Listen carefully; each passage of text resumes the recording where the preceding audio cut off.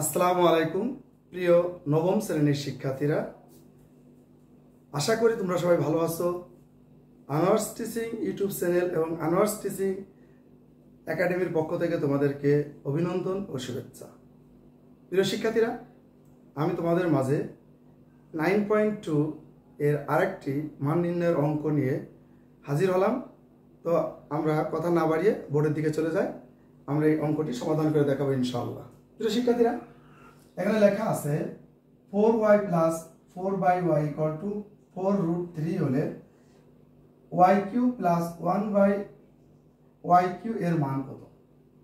প্রিয় শিক্ষার্থীরা, তাহলে আমি পূর্ববর্তী ক্লাসে a³ প্লাস b³ এর মান নির্ণয় সূত্রটি লিখে দেখাইছি। সেই সূত্র যদি আমরা লিখি এটা, তাহলে এই মানটা আমরা বসাতে পারি না। তাহলে এখান থেকে আমাদেরকে একটা মান বের করে নিয়ে আসতে হবে। কি করতে হবে? প্রথমে আমরা লিখব দেওয়া আছে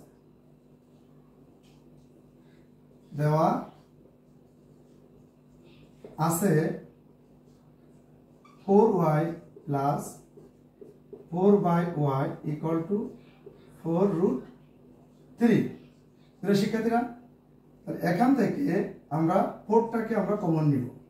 4টাকে কমন নিলে কত হলো? y প্লাস, এখান থেকে 4 নিয়ে ফেলছি, শুধু কথা থাকলো 1/y ইকুয়াল টু 4√3। তো শিক্ষার্থীরা, এটা বুঝতেই পারছো যে এখান থেকে আমি 4 কি করছি? কমন নিয়েছি। কমন এখানে কি থাকলো? y, আর এখানে প্লাস প্লাস দিলাম, এখানে তাহলে yটা নিয়ে ফেললাম, শুধু কথা হচ্ছে 1 ইকুয়াল টু যা আছে তাই লিখলাম। এরপর কি হবে? 4y প্লাস 1/y, তাহলে আমরা এখান থেকে এটার মান বের করি। তাহলে এটা আমরা কি করব? ভাগ করে দেব। কত দিয়ে? 4 দিয়ে ভাগ করে দিলাম। এই যে 4 এর দিকে যদি গুণ থাকে, ডান দিকে কি হয়? ভাগ হয়ে যায়। অতএব y plus 1/y equal to, এই 4 আর 4 যদি আমরা কেটে দিই, তাহলে কি থাকলো? √3 থাকে।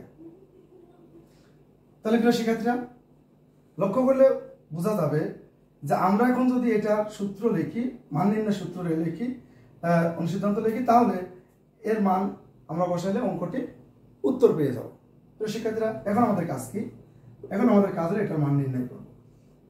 a³ প্লাস 1/y³ সমান সমান a প্লাস 1/y।